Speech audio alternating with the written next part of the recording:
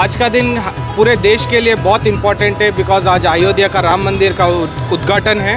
और ये सब हमारे जितने भी हमारे ऑफिस के लोग हैं, इनके मन में भी यही था कि हम कुछ करें, दुनिया को, पूरे दुनिया को बताएं कि हमारा भी महत्व है। हम यहाँ पे भी खड़ के भी हम सहयोग दे रहे हैं राम मंदिर के लिए। Ram is uniting India. Ram is uniting India. जय श्री राम। जय श्री राम। ये पूरा गर्व की बात है। आप लोग पूरे देश के एक तरह खड़े रहेंगे, करके रहेंगे, करते रहेंगे दुनिया। जय श्री राम। आज का दिन बहुत महत्वपूर्ण है, भारत इतिहास में महत्वपूर्ण दिन है आज। पूरे आने वाला लोग याद रखेंगे, दिल में हमेशा रहेंगे। जय श्री राम, जय श्री राम, जय श्री राम। हर कामयाबी सबको हो, भगवान को प्रार्थना करता हूँ।